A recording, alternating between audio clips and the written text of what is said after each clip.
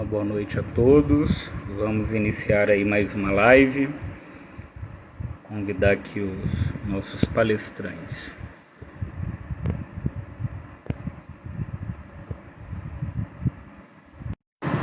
Doutor Rodrigo Camargo.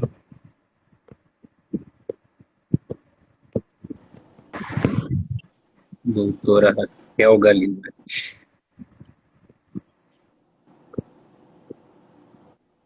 Oi, doutor. Boa noite, tudo bem? Boa noite, presidente. Boa noite, João Daniel. Todos os demais queridos convidados, internautas que acompanham aqui o Instagram da Abrajuc. Espero que estejam me escutando aí, como diz na polícia, 5.5, em perfeita qualidade. Consegue me acompanhar e me escutar, presidente? Sim, tá ótimo. Agora aguardar só a doutora Raquel ingressar.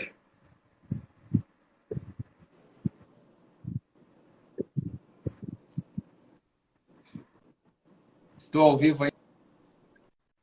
Sim, tá ao Parece que vivo. deu uma travada aqui. Eu acho que deve ser a minha internet. O doutor tá me ouvindo? Eu estou ouvindo perfeitamente, só não sei se a sua imagem não aparece para mim. Eu vou pedir para os internautas e o pessoal que já está online aí, acompanhando essa nossa live que já vai começar, só aguardando a chegada da doutora Raquel aqui. Se vocês estão me vendo, ouvindo o nosso presidente, o João Daniel, coloque aqui nos comentários, por favor. Esse horário é um pouco conturbado na internet, né, João? Ah, entrou. Aí. Maravilha. É deitado? Olá, boa noite. É deitado assim? Não, é em pé, como estava antes. Isso, assim. Olá, boa noite. Boa noite.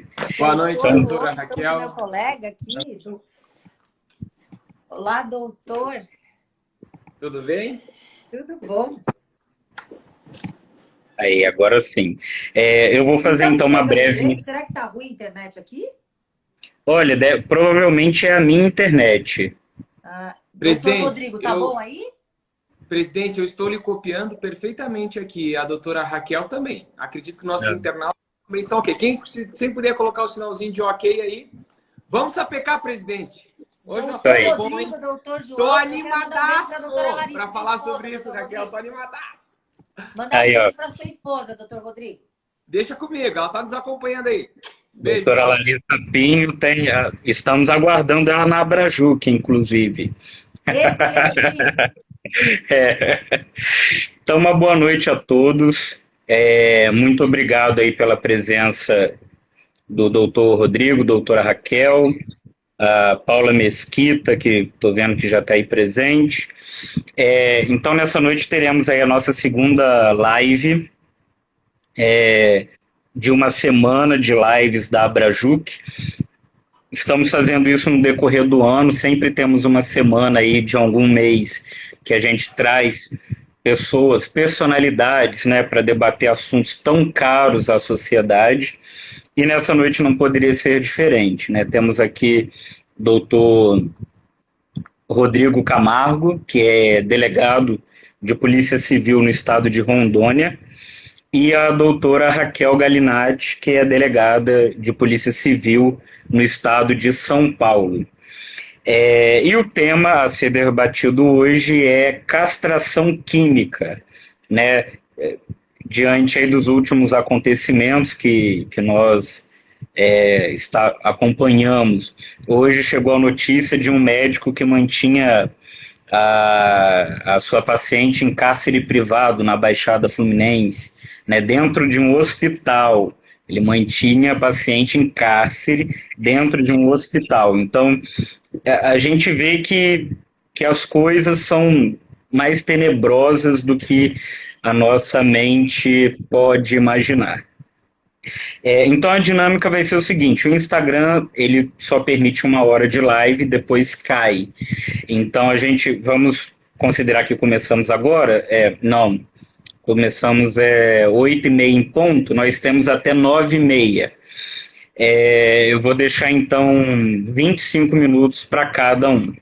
Aí começando pela doutora Raquel, que, né, primeiras damas, e é a nossa convidada, eu e o doutor Rodrigo somos da Abrajuc, assim, associados e tal.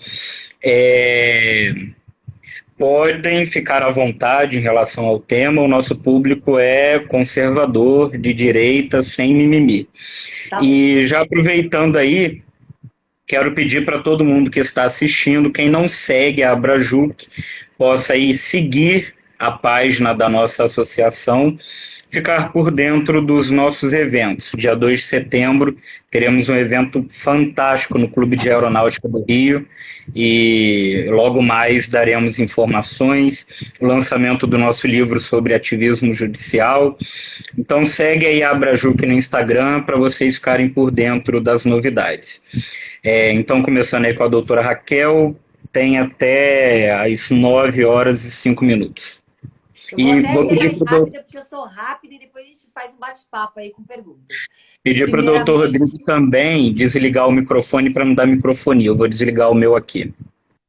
primeiramente, é uma honra estar aqui, doutor João, presidente, doutor Rodrigo.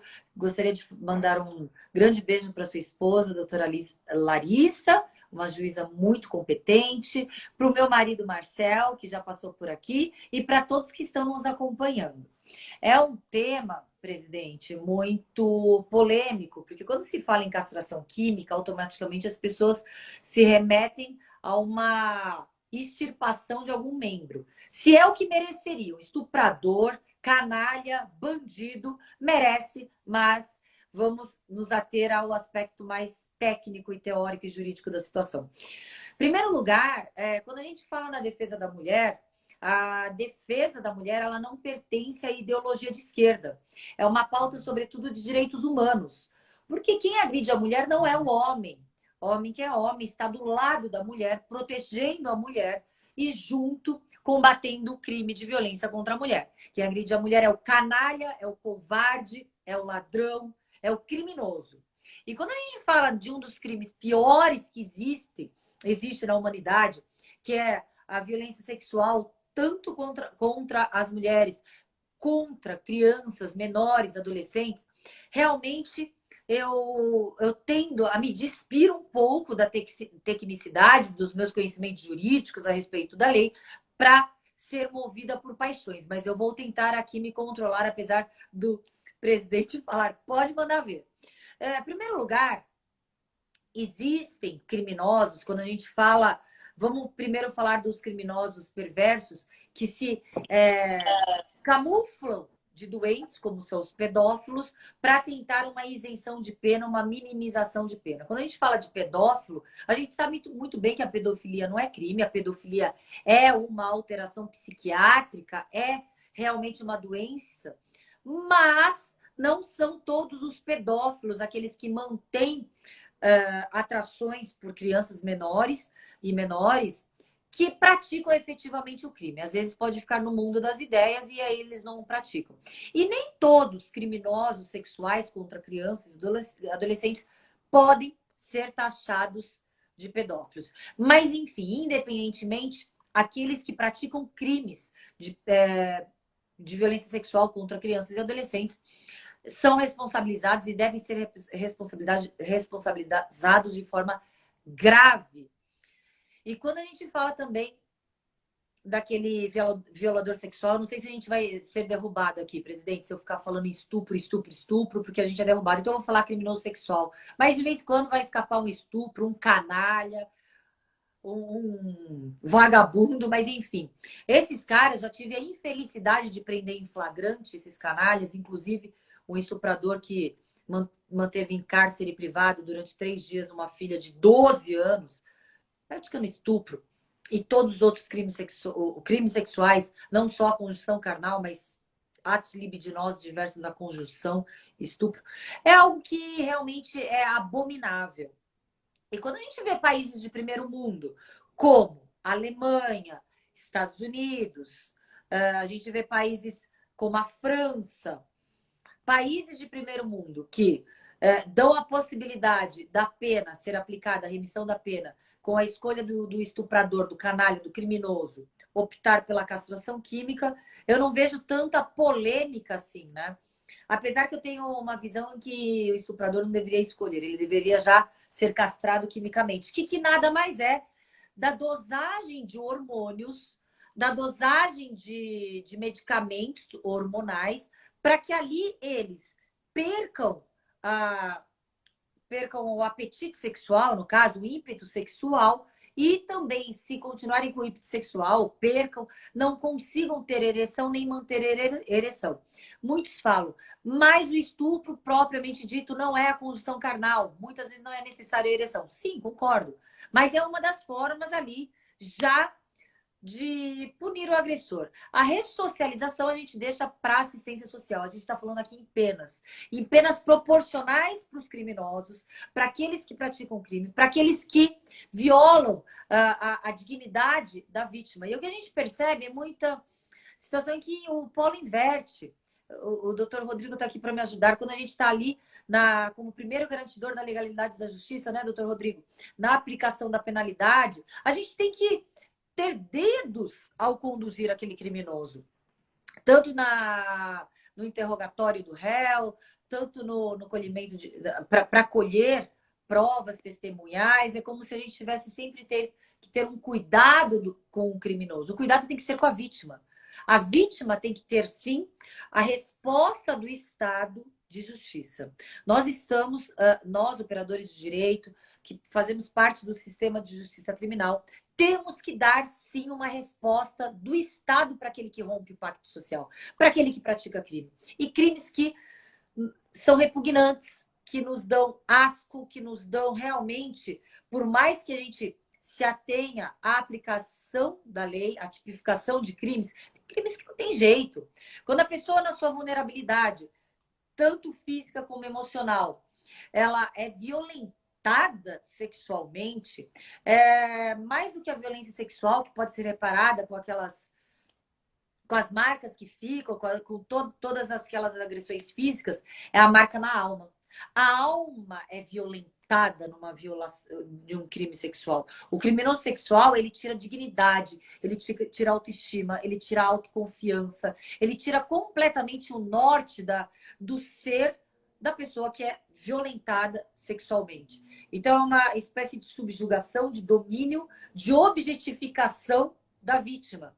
E quando a gente coloca um excesso de direitos para os canalhas e uma ausência de olhar do Estado para a vítima, para uma resposta do Estado, a gente não está no equilíbrio. Nós não estamos realmente fazendo justiça, nós não estamos dando resposta para aquele criminoso. A resposta que a gente dá é a resposta de impunidade, é a resposta... Inclusive, eu vou falar de um crime que foi muito... de um fato que foi muito falado, do estupro, né, da Clara, daquela atriz, e que parece que a mídia e a sociedade incentiva com que as vítimas mantenham a identidade do estuprador ausente, aquela identidade realmente escondida, para que ele não seja identificado, falando que a vítima será revitimizada outras vezes quando expondo o autor do crime sexual. Muito pelo contrário, na minha opinião, a vítima, se ela já declarou publicamente, né, no caso a atriz,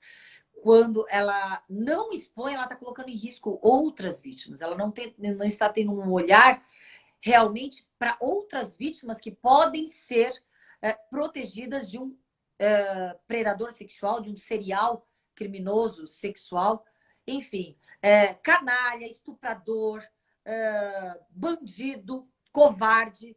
Teria que ter a castração química regulamentada, a lei que o presidente, quando deputado federal apresentou por diversas vezes, não foi nem pautada para votação. Eu, como delegada de polícia, atuando diretamente com a bandidagem, como escudo entre o crime e a sociedade, o primeiro momento da vítima que chega até a delegacia de polícia e os criminosos, a gente vê o quanto a gente tem um sentimento de frustração em não dar a resposta adequada. Claro que não é o delegado que vai dar a resposta da castração, deve ser de acordo com uma sentença judicial, toda a transação ali na lei de execuções penais, mas sem a lei a gente está falando no abstrato, sem a lei não existe nem a cogitação de possibilidade de um canalha estuprador, de um covarde ter essa inibição Imagina se os estupradores soubessem que pode cair, pode ter a possibilidade de ter, através de dosagens hormonais, a ausência de desejos sexuais, a impossibilidade de ereção ou manter a ereção. Então, seria algo, mais um obstáculo para aquele que, de forma voluntária, não se inibe da prática de crimes cruéis, perversos e hediondos. Bom, eu vou acabar por aqui, porque eu estou vendo vários comentários. A gente pode abrir também para comentários, presidente. E aí, dei o meu recado aqui por enquanto. Perfeitamente. Eu vi muitos elogios aí, inclusive. O povo está sedento disso, né? Estamos vivendo uma completa inversão de valores. E o nosso legislador, né, que compreende ali senadores e deputados, e os aplicadores da lei, né, a magistratura, o Ministério Público, num verdadeiro culto revolucionário e bandidólatra, né, a bandidolatria a despeito dos direitos humanos das vítimas. Então, quando a sociedade encontra profissionais do direito, sejam delegados, promotores, juízes, falando aquilo que é para ser dito, aí o resultado é esse daí que a gente tem, né? Comentários positivos. Agora eu acabei de ver a Sandra Gonzaga, grande amiga, deixou um comentário aí também. Inclusive eu vou ler, vamos ver se eu consigo ler aqui o comentário da Sandra. Exatamente, nos Estados Unidos temos a identificação clara nas residências de um estuprador. No Brasil, essas medidas de proteção para o criminoso apenas favorecem os crimes futuros. Parabéns, doutora. Comentário da Sandra Gonzaga, estudante de Direito lá de Guarulhos. Só reforçar aí para o pessoal que está assistindo, seguir a página da Abrajuc para ficar por dentro aí dos futuros eventos e inclusive do lançamento do nosso livro sobre ativismo judicial. Então vou passar a palavra aí para o doutor Rodrigo, a gente segue com a live. Vou desligar aqui o microfone. Novamente, obrigado, presidente, pelo convite. A minha colega Raquel aí é uma baliza, um vetor lá no estado de São Paulo em defesa das vítimas. Parabéns, Raquel, pela tua brilhante explanação, sempre muito enfática e defensora dos direitos da vítima, né? Nesse cenário de bandidolatria e exaltação do que é errado. Bom, eu fiquei muito feliz quando tu me convidaste, João, para essa live, porque nós sabemos que o tema que a gente está tratando hoje, que é a castração química, ele é um tema de multifacetas, né? De várias vertentes. A gente poderia adotar um debate aqui sobre o âmbito da castração química na área médica, em relação à bioética, sociologia. É um tema que tem muitas facetas. Porém, nós vamos nos ater à parte jurídica. E a Abrajuc, embora seja uma associação brasileira de juristas conservadores, e tem a palavra juristas, nós somos acompanhados por diversos acadêmicos de direito e pessoas comuns que querem estar por dentro dos temas de relevância no cenário nacional. Então, desde já, eu peço licença, presidente, à minha colega Raquel, para não utilizar do juridiquês mais formal, e sim numa linguagem simples, para que todos aqueles que nos acompanham ou que depois vão assistir a live possam compreender claramente o que aqui nós estamos expondo. Bom, primeira coisa, tá? Vamos falar sobre a questão jurídica, já falamos isso. Primeira coisa, a minha colega Raquel deixou muito clara que há uma diferença entre a castração física, que é a amputação de um órgão, da genitália, e a castração química. A castração química, vamos colocar os pontos nos is aqui. A castração química nada mais é que um tratamento terapêutico, temporal, por um tempo, e completamente reversível, na qual se injeta no homem um hormônio sintético feminino chamado medroxiprogesterona. Tá? Vamos lá. O que isso faz, a injeção desse hormônio no homem? Ele reduz o nível de testosterona para inibir o desejo sexual durante um certo período. Por isso que eu estou falando que ele é temporal e reversível. Primeira coisa que a gente precisa esclarecer. Segundo, tem efeitos colaterais? Claro que tem, como todo medicamento que você acaba ingerindo. Mas só para fazer um contraponto aqui, a medroxiprogesterona, que é essa, abro aspas, popularmente conhecido como castração química, essa substância, esse hormônio sintético feminino, ele tem sido usado no tratamento de transexual, por exemplo. E essas pessoas não têm uma vida normal. Então, vamos esclarecendo isso já de largada. Bom, quando que esse tema voltou à tona e está criando todo esse debate no Brasil? Isso começou recentemente, quando o presidente do Peru, Pedro Castilho, ele sugeriu que lá no Peru, os condenados por crimes de pedofilia deveriam passar por essa castração química, ser submetido a essa injeção de hormônio, tá? E por que lá eles consideram isso um tratamento? Presta bem atenção no que eu vou falar. Porque a pedofilia, e tão somente a pedofilia, é tratada como um transtorno psiquiátrico. Eu não vou entrar nessa questão médica, que eu não tenho conhecimento. Meu irmão é psiquiatra e ele poderia estar participando aqui. Sobre isso eu não vou falar sobre o que eu não sei, vou falar em questão jurídica. No Brasil, também, o único transtorno de sexualidade que é jurídico e também um transtorno psiquiátrico é a pedofilia. Nós estamos falando lato sensu aqui, dos estupradores em geral. Continuo. Então, o Pedro Castilho trouxe isso. E mais recentemente, nós vimos nas mídias aí aquele médico que abusou sexualmente de uma parturiente.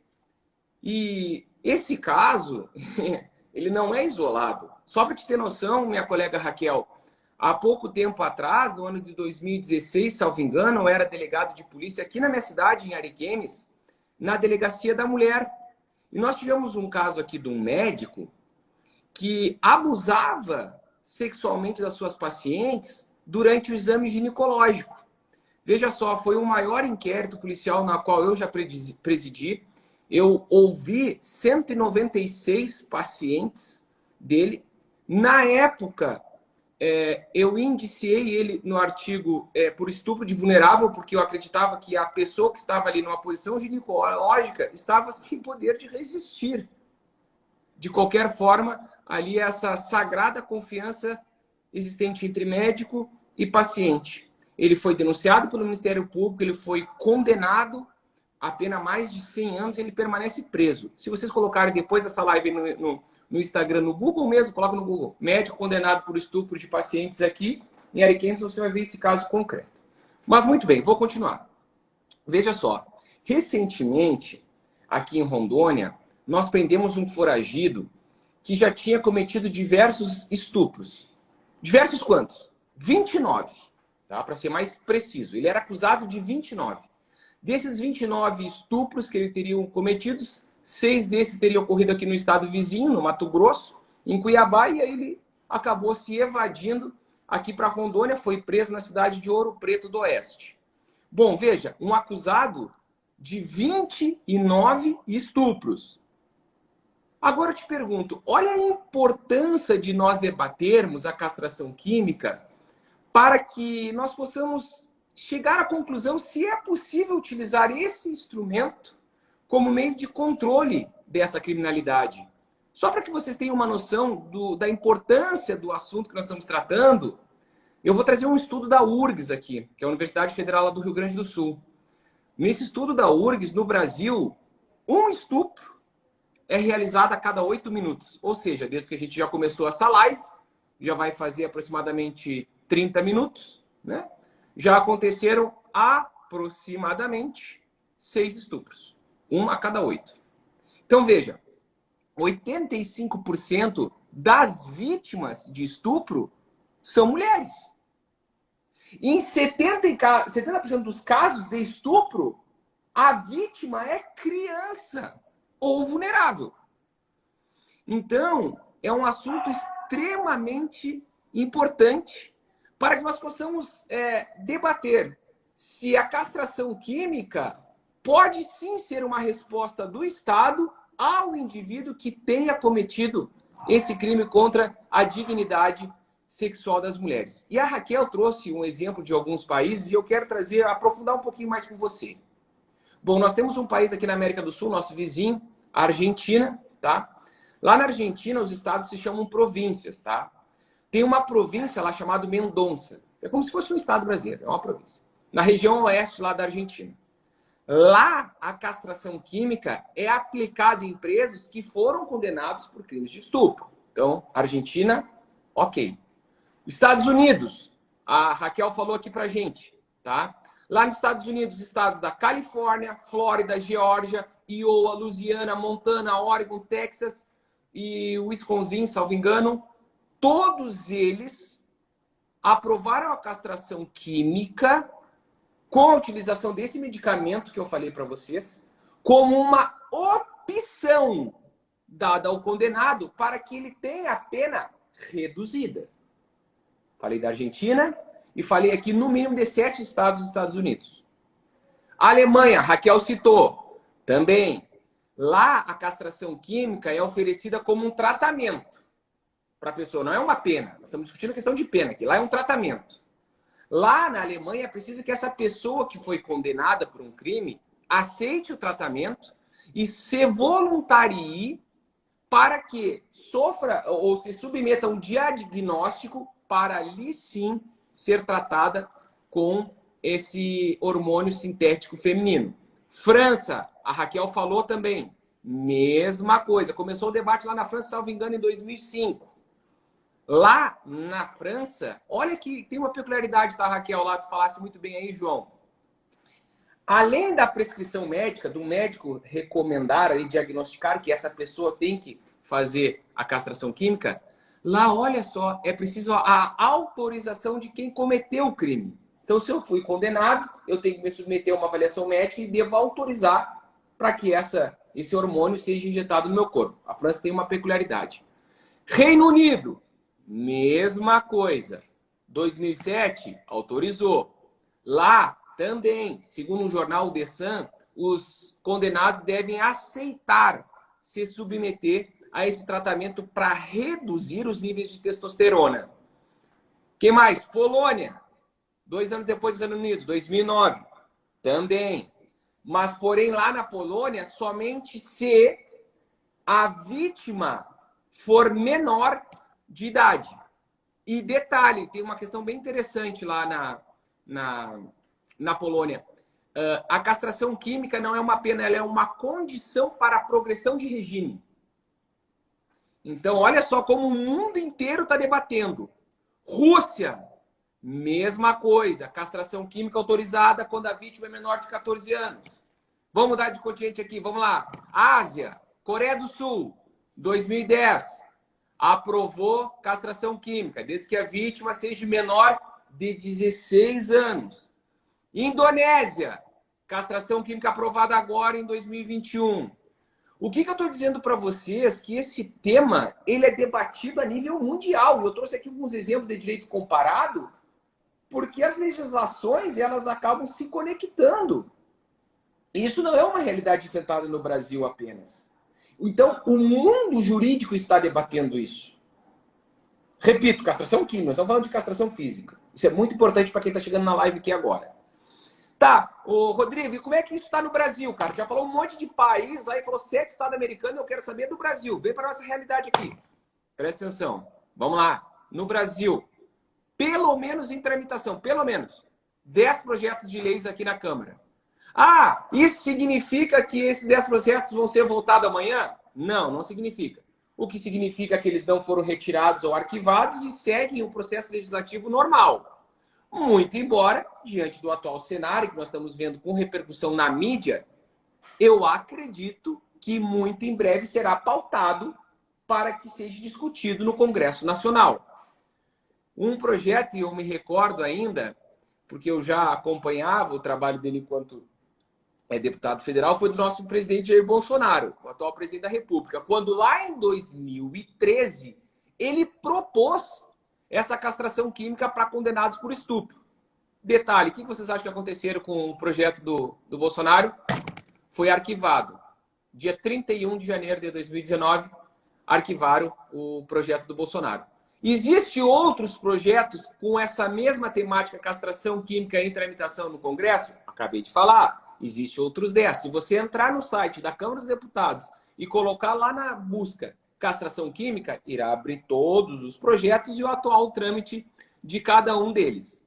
Bom, o que eu quero dizer para vocês? O porquê da importância disso? Tem um estudo que foi publicado em 2008 pela Revista de Psiquiatria Clínica. Pode anotar aí para depois conferir as fontes que eu estou citando, tá? Porque eu sei que talvez tenha algum cidadão que queira conferir as fontes, pode conferir. Ou depois pedir para o Daniel Nabraju que eu mando aí as fontes, tá? E diz o seguinte, que mais da metade dos criminosos sexuais condenados acabam de cumprir pena e voltam para a penitenciária antes de 1 ano. Ou seja, nesses casos, há 77,9% de reincidência em crimes contra a dignidade sexual. Então, a importância de nós estarmos debatendo esse tema é para saber se a castração química pode ser, de uma forma ainda que complementar, utilizada como um mecanismo de redução desse tipo de criminalidade ou ainda como forma de prevenir a reincidência. Então, senhores, que nos assistem aqui, há muito debate sobre o tema, há vários estudiosos falando sobre isso, né? Alguns talvez digam que a castração química pode ser considerada uma pena cruel, mas se vocês forem estudarem a fundo qual é o conceito de pena cruel, que é aquela punição que inclui tortura ou qualquer outro tipo de tratamento desumano, vocês verão que a castração química não é abrangida por esse conceito de pena cruel, já que trata-se de uma administração de um medicamento. Uma coisa é pena cruel, outra coisa é medicamento. Não, claro, volto a dizer, é uma substância que reduz os níveis de testosterona, sem sombra de dúvidas, e inclusive utilizado por muitos transexuais. Eles têm uma vida normal. Então, algumas pessoas perguntam, mas será que a fim e a cabo a castração química se apresenta como um método eficaz ou que contribua, ainda que de forma paralela ou complementar à reincidência desses crimes sexuais? Deixa eu contar para vocês uma história aqui. Tem um estudo do Dr. Baltieri, que inclusive foi tese de doutorado dele, tá? Lá pela USP, em São Paulo, cidade aí, nossa querida doutora Raquel. E eu vou utilizar aqui uma abreviatura para não expor o nome do envolvido. Vamos chamar ele de Senhor Z. Vamos lá. Esse Senhor Z, isso é um caso concreto, está relatado lá na tese de doutorado dele. Isso aqui eu não estou inventando, presta atenção na história. Ele foi voluntário e chegou ao ambulatório de transtorno de sexualidade por indicação de um outro centro especializado em tratamento para alcoólatra. Ou seja, ele era alcoólatra, foi buscar tratamento para o alcoolismo e chegou lá e, durante os relatos dele, disse que tinha um transtorno de sexualidade. Muito bem. Então, ele foi encaminhado para um ambulatório de transtornos sexuais e quem acompanhou o tratamento dele foi o Dr. Baltieri e ele relata isso na tese de doutorado dele. Esse homem, ele tinha 40 anos, ele era casado e relatou que tinha uma história de que há 15 anos praticava o exibicionismo sexual regular e há 5 anos ele praticava atos sexuais com crianças do sexo feminino e que não era da sua família. Esse senhor, ele nunca foi preso. As fantasias e práticas desse sujeito eram sempre similares e envolviam a exibição de pênis, seguida de masturbação e sexo oral forçado nessas crianças. Esse senhor ainda relatou que sozinho com uma criança do sexo feminino na qual ele tinha atração, ele finalizava ali aquele ato sexual forçado, ejaculando nos braços dessa criança ou nas pernas. Muito bem. Ele iniciou então uma sessão de terapia com acompanhamento psicológico, na qual foram apresentadas diversas intervenções nesse indivíduo em questão. Ele se descrevia uma pessoa heterossexual, né? Ele não sentia atração por crianças do sexo masculino, isso é importante deixar claro. E a sua preferência era meninas de 4 a 10. Muito bem. O tratamento psicológico dele não surtiu efeito, embora tenha sido de grande valia para definir qual era o perfil dele. Mas, repito, o tratamento psicológico não foi suficiente para controlar efetivamente a prevenção desses atos criminosos que ele praticava. Então, começaram uma intervenção farmacológica, dividida em 2 fases.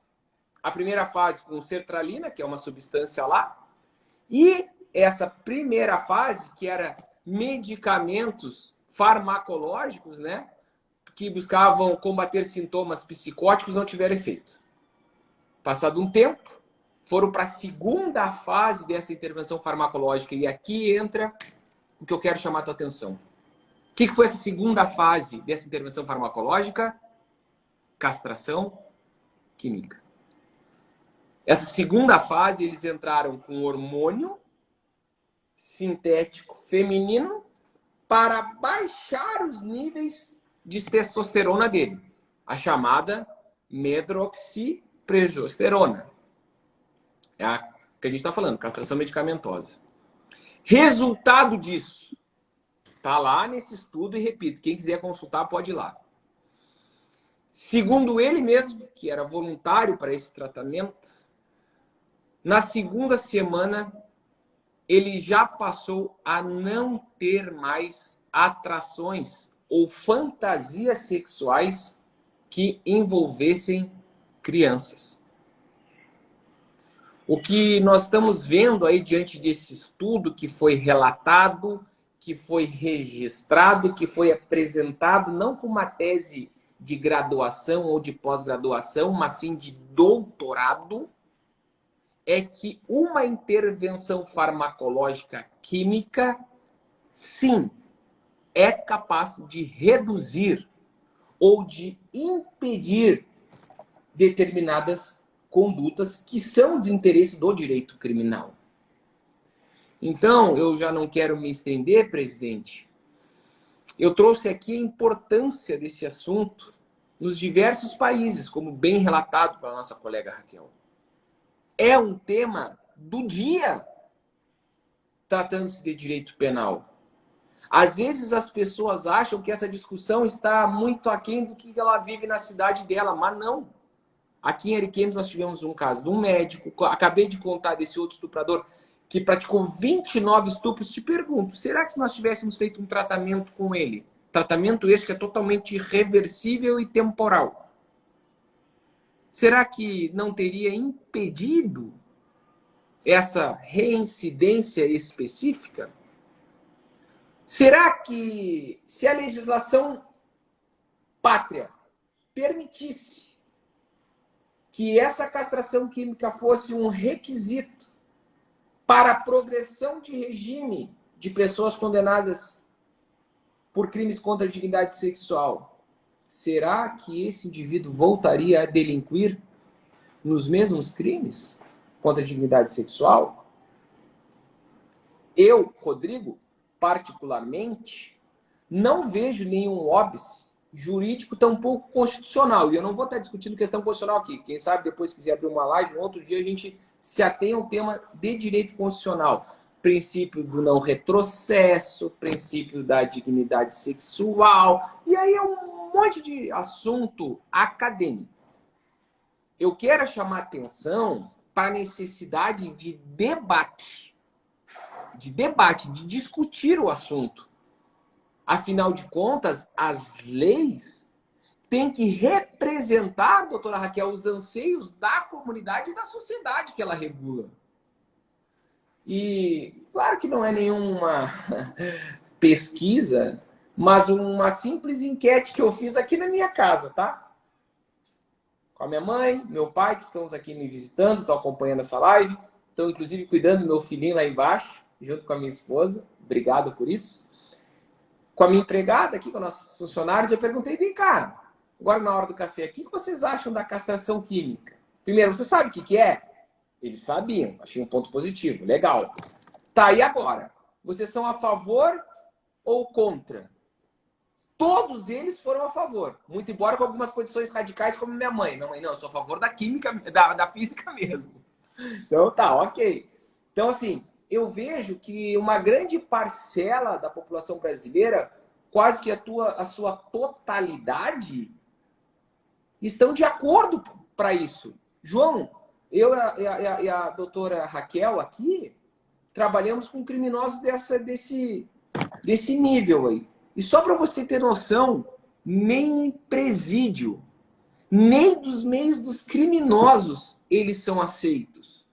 Tanto que quando entram no sistema carcerário, eles vão para o chamado seguro. E os estupradores mais reincidentes vão para o seguro do seguro. O que é isso? O estuprador chega no presídio, ele vai para uma cela separada, onde fica somente aqueles condenados por crime sexual. Porque os outros presos que estão ali também têm mãe, também têm filho, também têm sobrinho, sobrinha.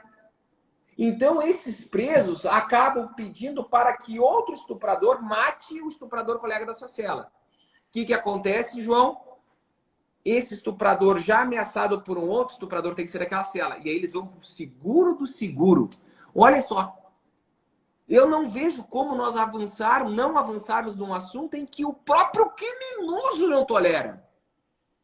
Eu não vou estender, João, nós temos mais 15 minutos aí, vamos deixar aberto para as perguntas, mas eu fico feliz que a Abrajuc, uma associação de juristas conservadores, coloca esse tema em pauta para ser discutido. Que alegria, Raquel, poder ter você aqui do meu lado para tratar de um tema de tanta relevância. Já falei demais? Obrigado, querido João. Obrigado, doutora Raquel. Muito obrigado ao doutor Rodrigo, doutora Raquel. Eu estava aqui só vendo os comentários, aproveitar aí para reiterar, pedir para o pessoal seguir a Abrajuc no Instagram. Teremos mais 3 lives aí no decorrer da semana. Uma colega comentou sobre a castração química ser uma opção apenas. Na verdade, eu acho que não é isso. Me parece que a castração seria mais uma pena, né? E iria agregar a pena de prisão. É isso? Foi uma dúvida que colocaram aqui, de fato é uma dúvida minha também. Depende do país, né? Depende do país. Existem países em que, por exemplo, a Inglaterra pode ser a opção pela castração química ou a prisão. Países em que a remissão da pena é condicionada à possibilidade da autorização daquele criminoso, daquele canalha, daquele covarde a aceitar a medicação que é a castração química. E países são aplicados como pena. Então, é isso, doutor Rodrigo? É exatamente isso, a doutora Raquel, tu bem disseste. Bom, só que nós formos nos ater à questão jurídica, a Constituição Federal já nos traz quais são os tipos de pena. Então, se nós tivermos que colocar a castração química como uma pena, nós estamos falando de uma emenda constitucional. Né? Nós temos penas privativa de liberdade, restritiva de direitos, e nós temos lá a pena de multa. Tá? Então, se nós colocarmos uma dentro desse estereótipo... Na minha opinião, a gente encaixa como uma restritiva de direito. Restritiva do direito de ejacular, de ter ereção. Olha. Então fica mais difícil. Aqui no Congresso Nacional, dentro desses 10 projetos, pelo menos 10 que encontram-se em tramitação, tem alguns prevendo a castração química como uma pena, outros como uma condição de redução da pena, outros ainda como uma condição de progressão de regime. Então, a depender da vertente que está adotando, ela se encaixa dentro de uma modalidade. Cada país trata essa questão de forma diferente. No Brasil, a pauta está sendo debatida exatamente em cima disso, João. para se nós iremos tratar como uma pena, se uma alternativa à pena, como uma condição de progressão de regime ou ainda como uma atenuante da pena. Tudo isso tem que ser debatido pelo Congresso. Perfeito. Uma restrição dos direitos reprodutivos e sexuais. Mas temporário, né? Por isso que eu comecei falando. Temporário e totalmente reversível. Aí todo mundo agora está preocupado com restrição de direitos do criminoso, mas ninguém está preocupado aqui ou debatendo sobre o direito da vítima que foi totalmente violado e que vai levar essa marca, essa cicatriz no corpo para o resto da vida. No corpo e na mente, né? Sim, exatamente. É a bandidolatria, né? A gente vê aquele documentário da Brasil Paralelo, Entre Lobos, né? E é assustador o nível de bandidolatria, de glamorização do crime por políticos e pessoas do Poder Judiciário, do Ministério Público, né, juízes, promotores. Gostaria aqui de ressaltar a participação da EDA. Eu vi aí a editora EDA, entrou na live tem alguns minutos, e recomendo fortemente quem está aí na live procurar o Instagram da editora EDA ou o site deles no Google, principalmente os estudantes de direito que estão aí em vias de fazer o TCC.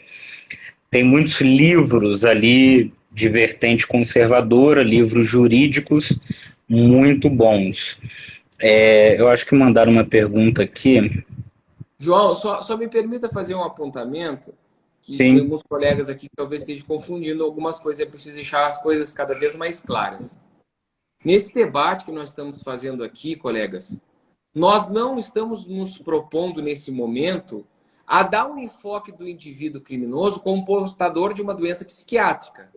Porque nesses casos nós estaríamos falando de inimputabilidade, que é o artigo 26, e ele é isento de pena, ou mesmo num caso de semi-inimputabilidade, que nesse caso seria aplicada uma medida de segurança. Mas, nós assim, estamos nos referindo à castração química para criminosos totalmente capazes. A Lourdes Maria, ela está sendo muito corajosa de colocar que ela foi estuprada e não entende como tem advogado que se opõe a isso. Espero, Lourdes, que você tenha tido a justiça da condenação de forma grave, de forma a punição ter sido exemplar para esse criminoso, para esse estuprador, para essa pessoa que não pode... É que eu tenho tanta ojeriza para canalhas dessa forma, então parabéns pela coragem, você é um exemplo de que a vítima não tem que se envergonhar. Quem tem que se envergonhar, quem tem que ficar realmente constrangido e escrachado publicamente é o criminoso. Parabéns pela coragem. Que outras pessoas tenham essa coragem não só de se expor, mas também de denunciar. E doutor Rodrigo, só para discutir de uma forma mais calorosa, não são todos os doentes psiquiátricos que são inimputáveis e semi-imputáveis. O psicopata é um doente psiquiátrico e ele é responsabilizado. Então, o estuprador, na minha opinião, todos são psicopatas e são plenamente responsáveis por seus atos. Perfeito, doutora. Eu vi aqui um comentário, a Luana Oliveira, ela colocou aqui. Acho que eles não iriam escolher essa opção não para diminuir a pena. Acho que devia ser obrigatório. É o que eu penso também. No Brasil, a gente já tem muitas atenuantes de pena, inúmeras saidinha de Natal, de Ano Novo, de Páscoa, Dia das Mães, Dia dos Pais, Dia das Crianças, enfim. Agora a gente está vendo uma crescente nessa questão de trans, né? A gente tem visto também muito se comentar muitos casos, agora em 2022 principalmente, de presos que são homens e pensam que são mulheres e são presos junto com mulheres e engravidam as mulheres. Só nos Estados Unidos teve um caso agora que está sendo repercutido desde ontem, desse homem que engravidou 2 mulheres. Então, na minha percepção, daqui uns dias vai ter a saidinha do orgulho LGBT também, né? Então, assim, a gente já tem tanta atenuante, a gente já tem tanta ajuda aqui no Brasil para bandido. Eu penso que, de fato, essa castração aí tinha que ser obrigatória e não deveria diminuir a pena. Você vai ficar preso 10 anos e a castração quando ele saísse. Né? Lá dentro, o que vai adiantar ele estar castrado dentro da cadeia? Você vai ficar preso 10 anos. Você saiu, você vai ficar 2 anos castrado no meio da sociedade. Eu sou bem radical aí, em termos de recrudescimento de pena, é comigo mesmo. Eu acompanho o relator.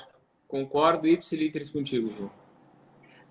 Eu não só concordo, como eu acho um absurdo essa tentativa de falsos ativistas barulhentos, porque se o ativista é ativista, ele não quer destruir direitos de outras pessoas, e quando se coloca como transexual, mulher, na categoria de estar do lado da mulher em competições atléticas, esportivas, ou mesmo encarcerado com mulheres, e a gente sabe muito bem, né, doutor Rodrigo, que a lei da cadeia, querendo ou não, é a lei da força física, do mais forte que impera, e claro que a força física de um homem travestido de mulher, ou um transexual mulher, é incomparável de uma mulher biológica.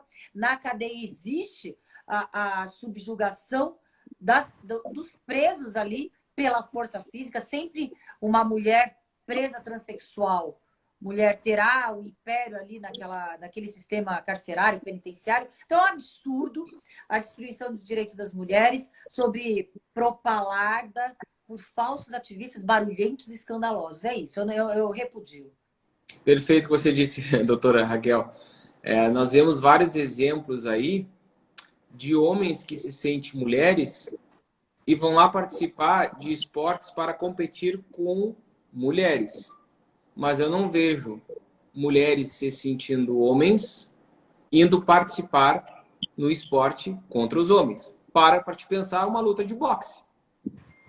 Tu vê vários homens que se dizem mulheres indo lá no MMA ou no boxe lutar contra outra mulher. Mas tu não vê nenhuma mulher se dizer, eu me sinto homem e agora eu vou subir no ringue para lutar contra o homem. Contra o Mike Tyson. Contra o MMA lá com o Anderson Silva. Tu não vê isso. Então é uma distopia que nós estamos vivendo aí dia a dia. João, me permita aqui só reforçar um convite. Você falou do Entre Lobos, né? Um documentário da Brasil Paralelo, na qual eu reforço todos que assistam.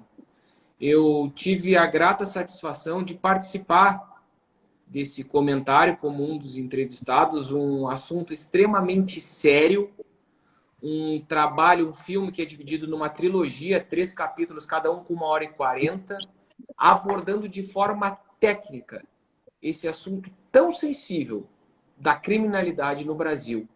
Então eu recomendo a todos vocês, olha aí, está sendo indicado pelo nosso presidente da Abrajuc, tá? Assistam o Entre Lobos. E o título, ele não é ao acaso, é porque muitos de nós brasileiros estamos como ovelhas entre lobos. Perfeitamente. Eu tive a honra de assistir ao lançamento, né, a estreia no Rio, ali no Rio Clube, Rio Sul, Shopping Rio Sul. Estávamos ali, eu, doutora Carmen, Somaine, representando a Abrajuc. De fato, é um documentário que tira a todos nós da nossa zona de conforto e de uma imaginária segurança que nenhum de nós temos.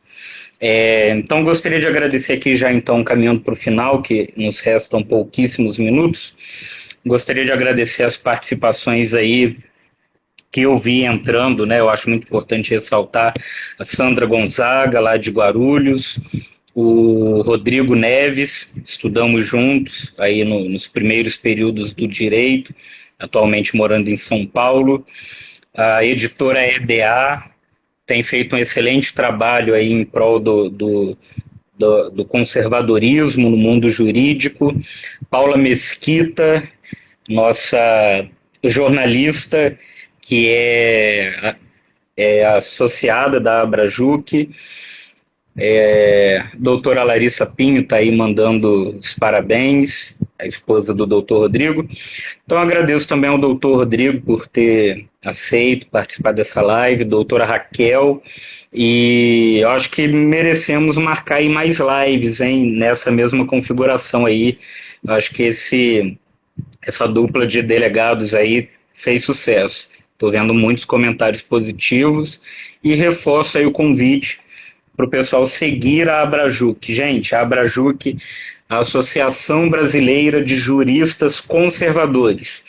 Estamos aí na luta contra o ativismo judicial, contra a bandidolatria. Dia 2 de setembro teremos um evento no Clube de Aeronáutica do Rio de Janeiro sobre os riscos à soberania nacional, mediante o novo constitucionalismo. Estamos escrevendo um livro com artigos do Ernesto Araújo, Ives Gandra, também sobre o ativismo judicial. Então é uma associação que está crescendo e trabalhando aí em prol da sociedade, do povo brasileiro. Então siga a gente aí no Instagram para ficar por dentro, e eu peço aí para os doutores se despedirem para a gente poder encerrar a live. Uma grande honra.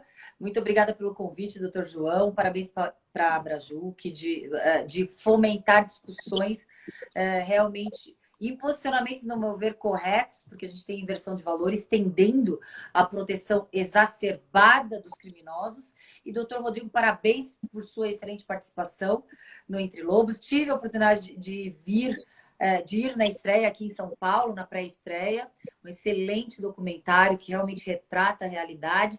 Um grande beijo para a doutora Larissa, sua esposa, para todos que nos acompanharam, para o meu marido Marcel, e foi uma honra. Vamos participar de outros. João, nessa mesma linha, eu te agradeço o convite. Olha só, aqui na live que a Abrajuc está promovendo durante essa semana, só tem celebridades ali. Eu fiquei muito feliz de ter me chamado aqui para participar também. Olha só, cara, o ex-ministro das Relações Exteriores, Ernesto Araújo, o ministro da Saúde, o Queiroga, o presidente da Biblioteca Nacional, cara, um time de peso, assim, e eu fico muito feliz de estar caminhando junto com os melhores aí para aprender alguma coisa. Só 2 palavras, João, para agradecer a todo mundo que participou. Como diz o nosso querido professor, que ainda vive, Olavo de Carvalho, sabe quando nós vamos parar? Nunca! Nunca! Cristo vive! Boa noite a todos vocês e obrigado pelo carinho. Muito obrigado a todos. Tenham uma boa noite.